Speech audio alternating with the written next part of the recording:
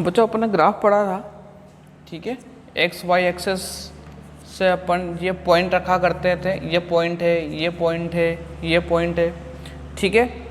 अब ये पॉइंट जैसे कि अब मुझे रखना होता है, तो यह पॉइंट मैं बोलता हूँ कि मुझे 2 और 3 पॉइंट रखना, ठीक है। एक बिंदु है, ये रखना है।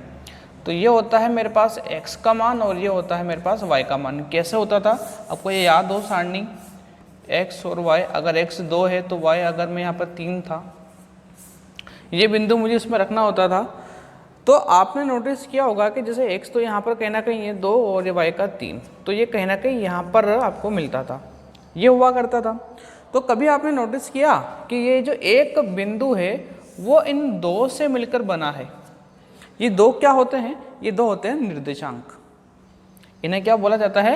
निर्देशांक। तो एक बिंदु जो है, चाहे ये बिंदु ले लूं, चाहे ये, कोई भी एक बिंदु उठा लूं, हर एक बिंदु 2 निर्देशांकों से मिलकर बना होता है।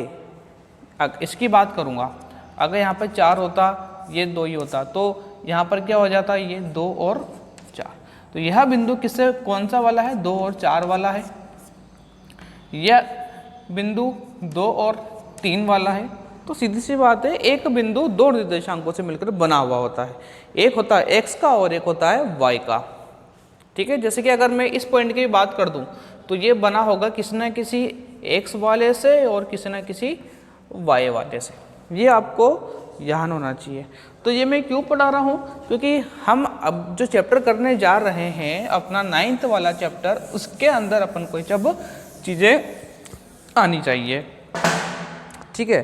तो अगर मैं मान लेता हूँ कि एक बिंदु ये है जिसके मान है x1 y1, निर्देशांक है ये। x1 y1 को क्या बोलेंगे बच्चों? यहाँ पर आपको सब लिखना है, ये होते हैं निर्देशांक, निर्देशांक, ठीक है। ये एक बिंदु है, ये बिंदु रखा हुआ है A स्थिति पर, ठीक है। एक बिंदु मैं यहाँ पर ले लेता हूँ जो रखा हुआ है B स्थिति पर, और उसके निर्देशांक जाहिर सी बात है किससे मिलकर बनेंगे? 2 बिंदु से, x और y। तो यहाँ पर मैं इसको ले लूँ x2 y2। बोलो, एक बिंदु ये था, एक बिंदु ये था, 2 बिंदु हो गए। चलो अब मुझे आप बताओ, मान लो कि चलो ठीक है, मैं ये नहीं पढ़ा रहा होता आपको, मान के चलो मैं एक बिंदु यहाँ उठा लिया, कोई बिंदु हो गया C बिंदु। मैंने आपसे पूछ लिया कि भैया मेरे को इसके निर्देशांक बताओ, तो आप क्या बोलोगे? यार सर निर्देशांक 2 से मिलकर, ये बिंदु जो है 2 निर्देशांकों से मिलकर बना हुआ था। अगर आप इसको नोट करोगे तो क्या बोलोगे आप? कि एक बिंदु, क्या बोलोगे? एक बिंदु 2 निर्देशांकों से मिलकर बनता है, 2 निर्देशांकों से मिलकर बनता है, ठीक है। आप लोग, मेरी थोड़ी डॉक्टर की राइटिंग है तो आप लोग थोड़ा समझने का प्रयास करना, ठीक है। एक बिंदु क्या है? 2 निर्देशांकों से मिलकर बनता है। तो एक बिंदु ये हो गया, आपने बोल दिया कि सर एक होगा x और एक होगा y, इस तरीके से होगा। तो एक होगा x और y। तो यहाँ पर आपको क्या सीखने को मिलेगा? आपको यह सीखने को मिलेगा कि भैया एक बिंदु जो है हमेशा हमेशा 2 निर्देशांकों से मिलकर बनेगा। ये आपको ध्यान में होनी चाहिए, ठीक है। तो ये आगे बात क्लियर। चलो एक और बता दो, सिंपल सा ये पॉइंट ले लिया मैंने, इसको मान लो z है, इसके निर्देशांक बताओ। पता नहीं है, x y मान लो, चलो मान लो इसका x y। सीधी सी बात बताने का मतलब ये है कि एक बिंदु 2 निर्देशांकों से मिलकर बना हुआ होता है, इसके आगे की तरफ होता है x और पीछे की तरफ होता है y, ठीक है। तो अब हमारा यहाँ पे क्या सीखेंगे हम? अगर मैं बोल दूं कि आप इसके मध्य की दूरी ज्ञात करो, मध्य की दूरी मतलब एक बिंदु ये रहा, एक बिंदु ये रहा, ये कितनी आपस में दूरी पर है ये पता करो। 1 किलोमीटर है, 2 किलोमीटर, पता नहीं है अपन को कितना मीटर की दूरी। तो इसका एक फॉर्मूला होता है बच्चों, मध्य की दूरी का। क्या होता है? मध्य की दूरी। आप कॉपी पेन निकालना और लिखना है इसको कि 2 बिंदुओं के मध्य की दूरी, 2 बिंदु के मध्य की दूरी का फॉर्मूला क्या होता है अपना? वो होता है रूट में x2 माइनस x1 इसका whole square plus y2 minus y1 इसका होल स्क्वायर। ध्यान रहे बच्चों, यह है अपना चैप्टर नंबर 9, ठीक है। इसमें एक क्वेश्चन फिक्स है जो कि आता है 6 नंबर का। तो ये शुरुआती है, तो आपको ध्यान होना चाहिए कि कौन सा बिंदु को निर्देशांक कहा जाता है, किस तरह से कहा जाता है। ये दूरी का फॉर्मूला होता है, रट लेना है इसको आपको बढ़िया से, पानी में डाल के, घोल के, पील के, जैसा भी आप चाहो, लेकिन इसको याद करना पड़ेगा, ठीक है। यहाँ पर x और y क्या है, दो बिंदु है, x1 y1 x2 y2, ये दो बिंदु है, ठीक है। चलो अब हम इसको थोड़ा ऐसा समझते हैं। मान लो कि एक बिंदु ये रहा, एक बिंदु ये रहा, उसको हटा लो, उसको उतार लो आप इसको, मैं इसको मिटा रहा हूँ, ठीक है। इसी में देखो, इसी के मैं बोल देता हूँ कि ये बिंदु दे रखे हैं मेरे को, मुझे इसके बीच की दूरी निकालनी है, ये हो रही है ना। इस x1 की जगह मैं ले लेता हूँ, कुछ भी ले लेता हूँ, जैसे मैं ले लेता हूँ 3, और इसकी जगह ले लेता हूँ 2, और इसकी जगह ले लेता हूँ मैं 4, और इसकी जगह ले लेता हूँ मैं 1, ठीक है। अब मेरे पास क्वेश्चन क्या आया कि इसके बीच की दूरी निकालो, फॉर्मूला ये रहा। अब हमें ये पता है कि x1 y1, अभी भी पता है, ये होता है x1, ये y1, x2 y2, सीधी सी बात है, इसमें रख दो फॉर्मूले में। अब ये पता है ना, x1 ये वाला होता है, y1 ये वाला होता है, x2 ये वाला होता है, और y2 ये वाला होता है। इसमें रखो दो बिंदुओं के मध्य की दूरी, दो बिंदु कौन कौन है भैया, ए बी के मध्य की दूरी, दो बिंदु कौन है, ए और बी, इनके मध्य की दूरी, ए बी के मध्य की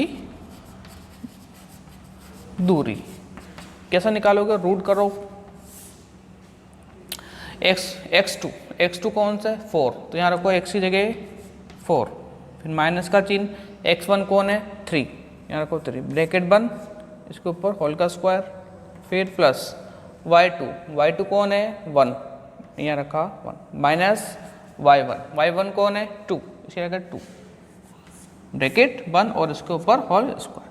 हल करो, 4 में से 1 गया, 4 में से 3 गया, 1 का होल स्क्वायर, प्लस, अब देखो माइनस का 1, तो यहाँ ब्रैकेट में लिखो माइनस का 1, और उसके ऊपर मत्थे पे क्या है, इसका स्क्वायर। ये ए बी की दूरी चल रही है, हल कर दो, 1 का स्क्वायर 1 प्लस -1 का स्क्वायर, देखो ये क्या हो रहा है, ये हो रहा है -1 इंटू -1, ऐसे लिखा हुआ है।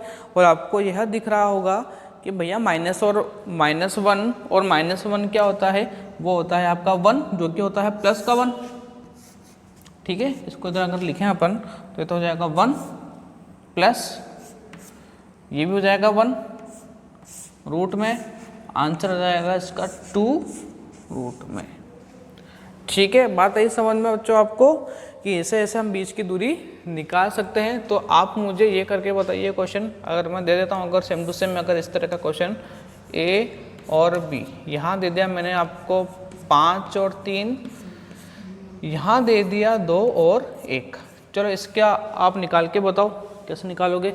स्क्रीनशॉट ले लो इसका पूरा अच्छे से, ठीक है।